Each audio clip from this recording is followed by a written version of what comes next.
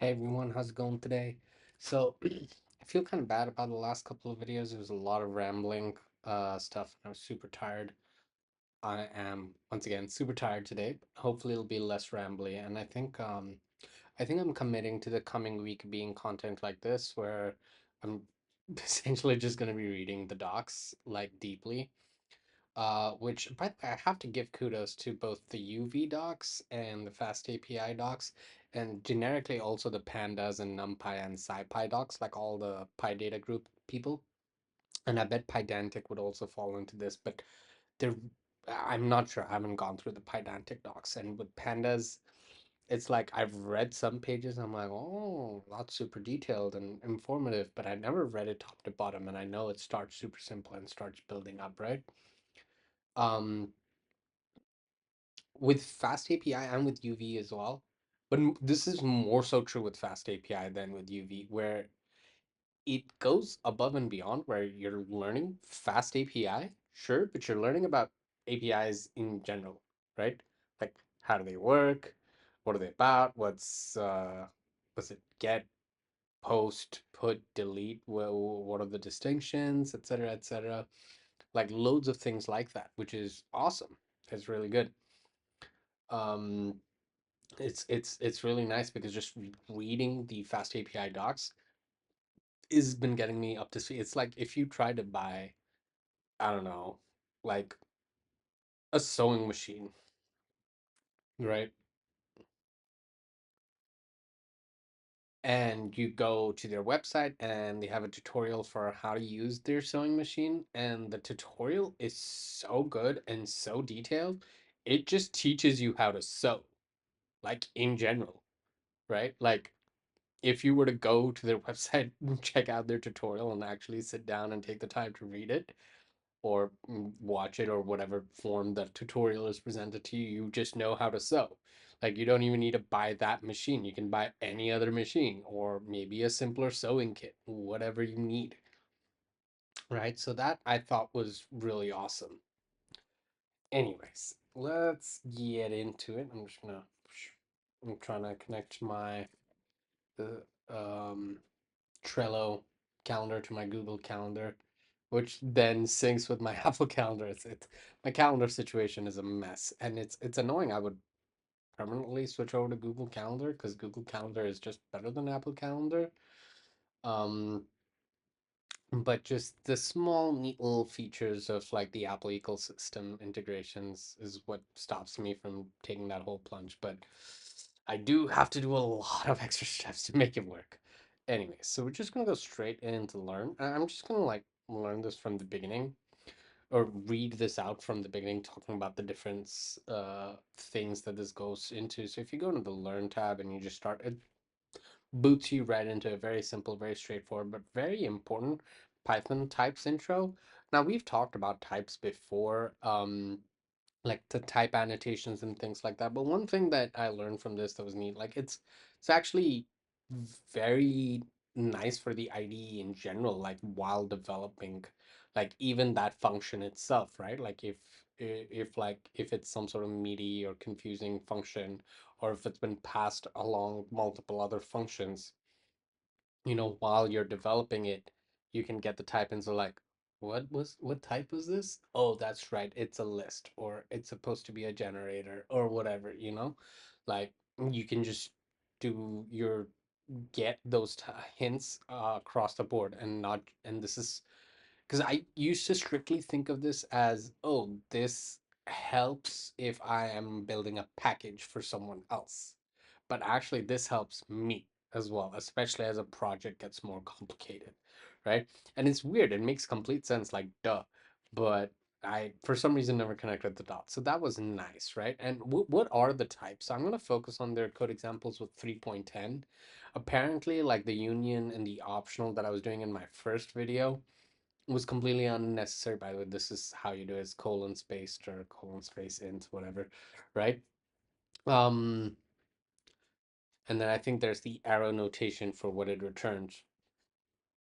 Um, and previously you had to import from typing. Somewhere down here they talk about it like, okay, you can use the bracket notation for, you know, and put the type of the list and all that. That's pretty straightforward. But later on here somewhere, if you're doing a tuple, you obviously you doing this, you describe each of the types of the elements and the number of elements in the tuple as well. I'm not sure how to do a variable length tuple. Like, hey, you take a tuple, but it can be any length. That is, I'm not sure. I don't know how that would work. But it's interesting. And dict, stir, float, stir is the keys, float is the thing. What I was interested about is the 3.9, 3.10 stuff, because what I didn't realize was that the actual reliance on the typing module is lowered significantly. So there's typing import union that allows you to do this union inster nonsense. But if you're running 3.10 plus, you can just use the pipe operator as an or, which I believe either the double pipe operator is the bitwise or in Python, and the single pipe operator is just or, and I think C or C++. I'm not sure, right? And then there's optional, which I thought meant something completely different, but basically is just means that it's this is the expected value, but the value can also be none, right? And the neat thing about this is optional is it's essentially an alias for union stir none, which you can also do with stir pipe operator none here in 3.10 on, which really removes the confusing because optional makes it sound like it's literally optional, which it sometimes it's not. You know, sometimes like it can accept a none value, but you can't like not pass an argument, right? So that's not fair. So I think that's all the big stuff. I think you can. There's also a little bit of talk about in in that you can declare classes as types as well. Like your own classes can be a type, right? Obviously, it's an instance of that type, not the class itself. So that's a small delineation. And then with Pydantic, things open up even further, wherein you can, you know, just create these models, data models, and create the shape of the data in a way, or the schema. Actually, this is a schema because shape is too much like vectors and matrices and stuff. So it's not they use the term shape, but I don't like that word. I think schema is more appropriate. The schema of a particular data model. Um, and how I don't understand this. This is something they say they will get into later, and I'm actually excited because I'm really weirdly into the docs. I've spent like 2 days, 3 days, 2 days, 2 days. Yesterday was when I really just like, okay, fuck MCP and fuck agentic stuff. I'm just gonna, keep it simple and straightforward. I'll use the OpenAI API and I'll use Fast API and that's about it. You know? This is so annotated basically allows you to give not just the type, but also some sort of metadata, which proves useful later somehow. I'm not sure exactly how, but somehow. And so this is how all of it, because the main thing, editor support and type checks, that's what they're really for. But I think along with Pydantic in general, it's like helps define and validate like your input requests and your responses.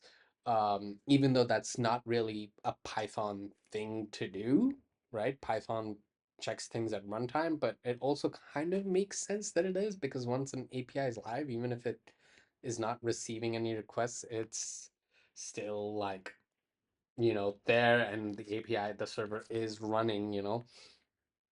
So I guess it is at runtime. It's checking it at runtime. I don't know how. Maybe I'm just being uh, maybe I'm just overcomplicating this. But 1 second. My power bank was charging my laptop and it just died, so I'm gonna put it on charge as well. Um, and it converts stuff from the request to the required type, it validates that data, and also because of all of if you're using all this typing stuff, it just automatically generates the swagger for you, which makes life so much easier. Swagger being like the document tool, I guess I don't know how to explain Swagger. It's like if you create an API, you can just go there and explore the API in like a visual sense. I guess you could say it's Postman for like one particular. I don't know how to describe. I really don't know. Um, Interactive document user interfaces, but there's Swagger and there's Redoc as well. That's already built in the Fast API supposedly. I don't know what the difference is. I've never even heard about Redoc. Maybe it's better. I don't know. I've only known about Swagger. So I'm gonna go into concurrency, and we talked about this a little bit yesterday as well. Um, and this is, I think, something like I was like brain farting on, like, because I was like too tired yesterday. But going into the basics of concurrency versus parallelism, I'm just going to repeat exactly what I said yesterday. Essentially, concurrency is like there's two tasks that need to be done. I start working on this task goes forward, something happens here that is like, okay, I need to wait. And since I'm waiting, I might as well pick up this task over here and I'm going to start taking this task forward. And this task finishes or hits another waiting point, and so I come back to this task and then I take this forward, right? So that's like how that works. That's concurrency, and parallelism is literally two different things happening literally at the same time, right? They're two different concepts and they have their own value in place. So concurrency, um, according to this document, and it kind of tracks, makes more sense in web tasks, wherein like, um, the API is doing a lot of different things rather than doing a lot of one thing, right? Versus parallelism is all about like doing one thing extremely efficiently by just like, if you're in a GPU, you're just crunching those vector transformations, right? Because all the cores are engaged, and because, well, obviously some vector transformations rely on other vector transformations, but there's going to be many that don't rely on each other, so they can just happen in parallel, then they sync up, and then happens in parallel again, and then syncs up in a layer or something like that.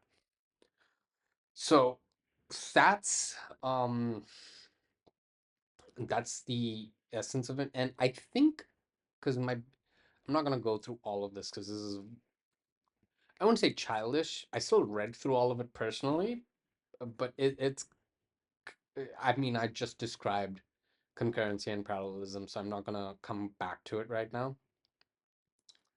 But there is a point later on that gave me a lot of pause.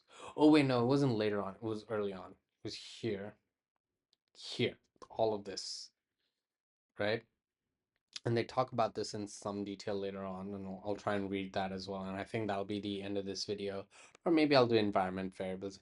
Actually, environment variables and virtual environments, there's really not much to say. They're very, very essential topics. If you don't know them, well, I highly recommend you come to Fast API Docs and read this, and I think you would learn one of the most important tools you could potentially have as a data scientist is knowledge of how to work with Fast API. If you are a data scientist, or even if you're not and you're just new to the Python ecosystem, go to Fast API. And if you're neither of those, you're like some seasoned super developer who's watching this dumb shit idiots videos.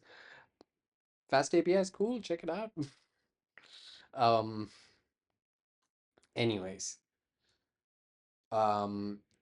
So this section over here says if you are using a third-party library that communicates with something, uh,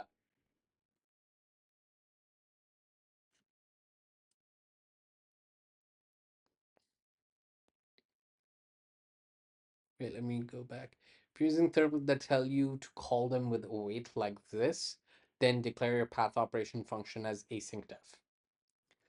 If it's if it's doing something that is IO blocking, but that library or function or whatever does not support asynchronous calls, you ditch the async def. This is where it was really confusing for me. If your application somehow doesn't have to communicate with anything else and wait for it to respond, use async def, even if you don't need to use a wait inside. And this was really confusing for me. Um, because like, why is that the case, right? So, first of all, let's describe what this is saying. So essentially, like, I think the easiest way to visualize this is some example. Say I am in operation, like my API endpoint is I take two numbers, I add them up, I return the sum. That's it. Let's It's just a really dumb shit example. I don't think there's any, probably not any, but there's probably not many APIs that are actually doing that.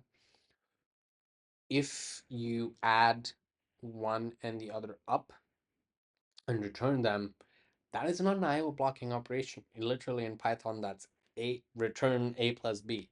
That's it, right? There's nothing else to be done there. There's no IO blocking. There's no nothing, right? It's like a super split, like nanosecond computation. So why should I use async for that instead of just async def for that? There's no await. And the details of this, okay, so now we're going into the big explanation. Somewhere down here.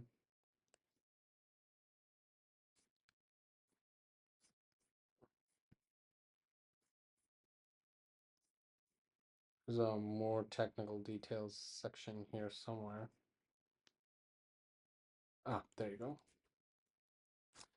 Await can only be used inside functions defined with async def, but at the same time, functions defined with async def have to be awaited. So functions with async def can only be called inside. Oh, okay, wait, no, this is not the. So this is an actual thing, and there's. I tried learning async IO once, and I partially thought about doing that for this, but Fast API seems to abstract away a lot of that, so I'm just going to avoid learning async IO for now, and maybe I'll come back to it at a future date when I really need to. But this is also a problem with async await and like doing coroutines. Like code is just more complicated, and I don't understand things that well. I understand it has something to do with there's a pool of threads, right? There's like the number of threads available for this program or whatever, and like something about things being executed on one thread versus the other, and like making something thread safe means that one thread's work cannot affect another thread's work. So I understand these concepts high levelly, but code wise, and there's some nuances there that I don't really quite get. So, well, some other day. um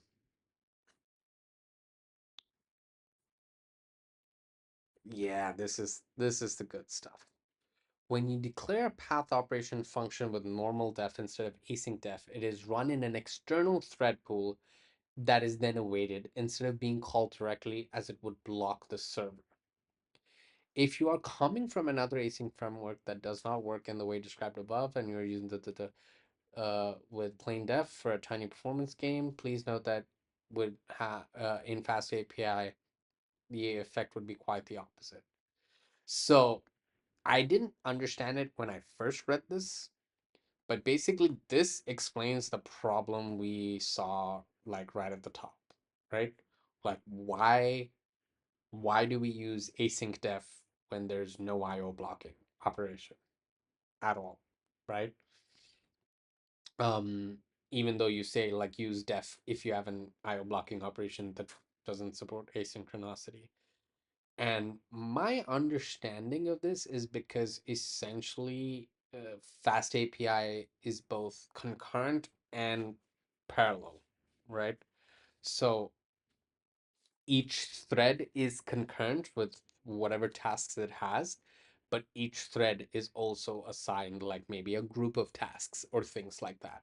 So when you have a function that is def, if it was to allowed to actually function synchronously, it would block the server. Like literally nothing would happen. It would just shut down till that little thing needs to get done, whatever that thing is, right? So when something is not awaitable, it just takes that regular function, wraps it somehow, and puts it on the external thread pool, and then awaits that amalgam.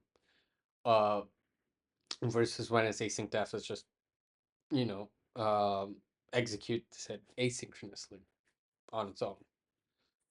I don't think I'm inclined. You know what? Let's do some ChatGPT magic because I did prompt and ask ChatGPT healthcare project comparison. Ignore that. Um, that provide no. I'm using yes.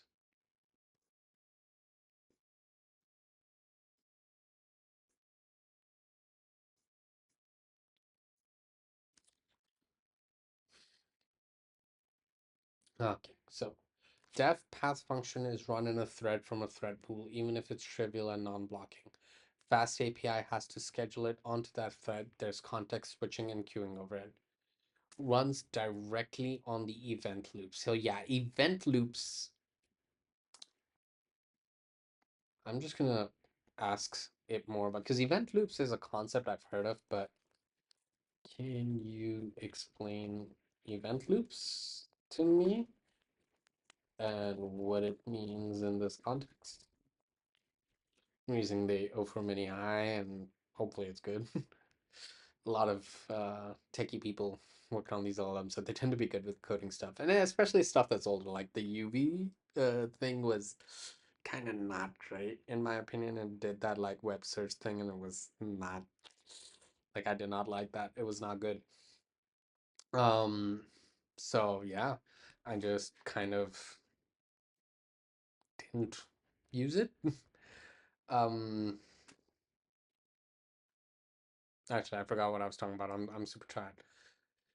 What is an event loop? An event loop is a schedule that sits in typically a single OS thread and keeps track of things waiting to happen, I/O readiness, timers completed, awaitables, etc.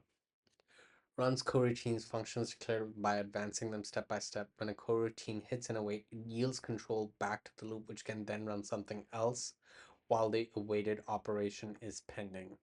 Once the awaited thing is ready, example, network data arrives, a timeout expires, the loop resumes. Okay, so essentially the event loop is a grouping of all the tasks to be done in this current loop, right? And I don't know why they call it a loop. I guess it's just like a collection of tasks. Tasks to give up control at a wait point so others can make progress. This allows many concurrent logical operations without needing one OS thread per operation. Yeah, so that makes sense to me, right? So essentially that's what's happening, right? Is def actually gets put onto an external thread pool, which I guess initiates another, which is part of another event loop, right? Because you have your current thread, right? Yeah, so that's the current thread is executing one event loop and another event loop is happening on another thread. And so that's what I think it is. Yields control, which can then run something else. Can make progress to event loop. What runs directly on the event loop means in fast API will run question if your path operation schedule as coroutine slash task on the event loop and calls it directly there. There is no thread hop unless you do something blocking inside it. If your path operation is regular def, fast API cannot run it on the event loop because it's synchronous slash blocking. So it offloads it to a worker thread via a thread pool, example, run in thread pool. The event loop waits for that thread to finish, introducing overhead context switch scheduling possible thread contention. I don't know what thread contention means. Okay, so it's not actually okay, so it's not that it gets passed off to another event loop, because the event loop only works for asynchronous tasks. Where just anytime an await is hit, it just passes on to whatever is available. Um, this is more about it just gets its own thread because it's a blocking task. And then that task needs to be like, okay, go do that task over there, and then I'll check on you later. I guess that's my understanding of it. But that's a much deeper understanding of me just staring at him for like I don't know, like a while yesterday. So that was really cool. I thought that was really cool. And so I'm serious, man. These docs are really good, really good, really good stuff. So I'm gonna call it there today, and yeah, I'm sorry if you're coming here for the mathy stuff. It's gonna be a little light for a week. I'm gonna try and set up a schedule after that to work more regularly on math. Um, I'm not sure how that will work, but I need to because, well, because I want to, and also because I do need to for other reasons as well. So I'll definitely come back to it. There's not an abandonment of lesson 11 or 12. We will get to eigenvalues and eigenvectors. Just need a week or so before we get back on it. And I also honestly want to give myself a little bit of this stuff that I'm working on right now is extremely important. And so if I just make this about that and just align that, it'll make it easier to work on this. At least for a little while till things really start rolling. And then once things really start rolling, it'll be nice to take a break from this and go back to doing some math, or mathy stuff. So we'll get there. We'll get there. It's my promise to all five of my viewers. Actually, I got 13 views on my matrix multiplication video, so I'm happy about that. All right, thank you everyone. Have a great one. This was a pleasure. Stay curious, live life.